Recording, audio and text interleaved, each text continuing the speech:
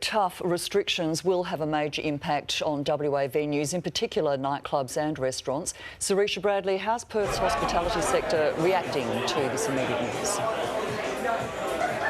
Mon, these are tough new restrictions and they start Monday. Level 1 measures will mean one person per 2 square metres at bars, restaurants, cafes, hairdressers and places of worship.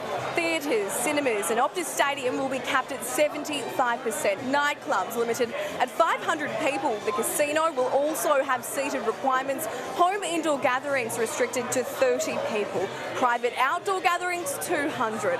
Hospital patients and aged care residents will only be allowed 4 fully vaccinated visitors per day, although proof of vaccination for bottle shops has been removed. I spoke with some hospitality venues just moments ago. Some are already operating at less than 50%. They say these new measures will be even tougher. Take a listen.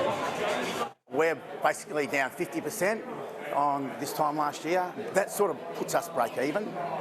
So, you know, we just keep soldiering on. From a nightclub perspective, it probably wouldn't be economically viable to open. How the customers react to this, you know, just because we've got a capacity of 500 doesn't mean 500 people are going to show up. And more stricter level 2 restrictions may be implemented further down the line, and that'll mean one person per 4 square metres. All right, Sarisha, thanks for the latest there. We've been asking you about the new rules on our 9 News Perth Facebook page. Let's go straight to Bradley Woods from the Australian Hotels Association. Bradley, we're going to get to viewers' questions in a minute, but first, many aren't happy with the return of restrictions. What is the AHA's take on the rules, particularly the 2 square metre rule? Well, it's very frustrating, Monica. We didn't want to go backwards and see restrictions brought in, but it's an unnecessary but I suppose necessary outcome of the pandemic that the government has received advice from the Chief Health Officer that there needs to be a reduction in capacity. We're at least pleased that the government has not gone down the business-destroying path of South Australia that brought in the 1 in 4 square metre rule. That would have meant 75% of venues would have had to be vacant. And so we're pleased that it's only 50%, but at the same time, it's going to be tough for a lot of operators. And as Sarisha Bradley just reported, those even tougher Phase 2 rules, they haven't been ruled out. So it would be tough in order to enforce the current 2 square metre rule, but how would businesses cope with those Phase 2 rules if enforced? Well, if it was brought down to only 25% capacity, that's a sign that businesses just won't open their doors. They can't be viable at that level. Jobs would definitely be lost. Businesses' viability and ability to actually pay their bills, their rent, and to have an ongoing business concern would probably be destroyed. The Premier says, though, that there will be compensation for businesses down the track. What will it take to make a difference? Well, compensation would need to be a replacement of income that's lost. A $5,000 grant, a $10,000 grant doesn't replace hundreds of thousands of dollars in expenses that are lost over that type of restriction. And so if government wants to go down that path, they need to fork out the actual monies that are lost by those businesses in order for them to stay viable.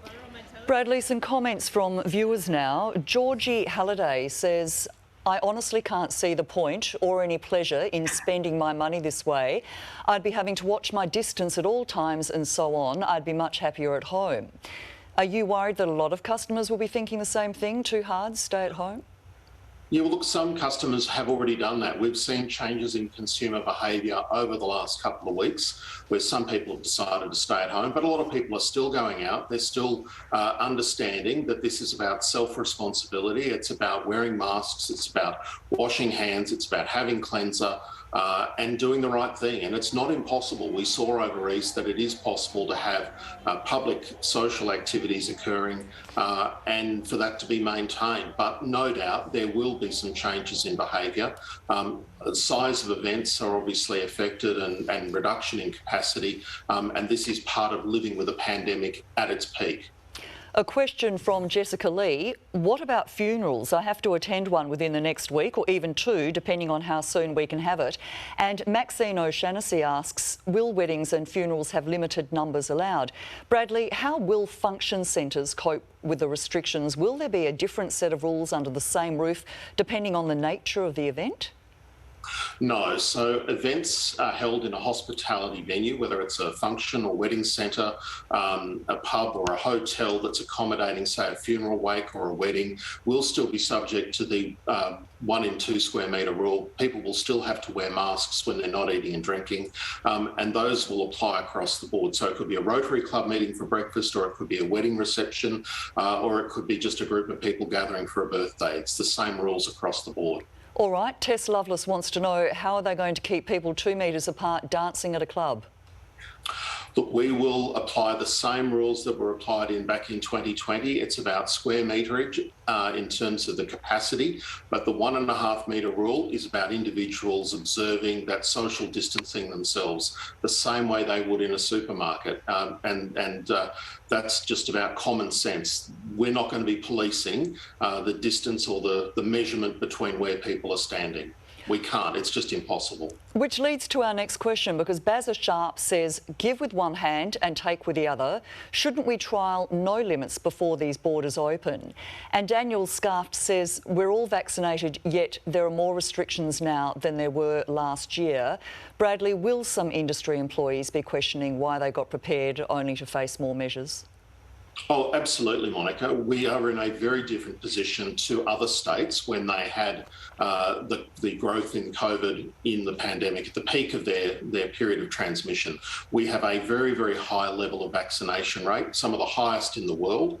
The third vaccination rate is now over 50%.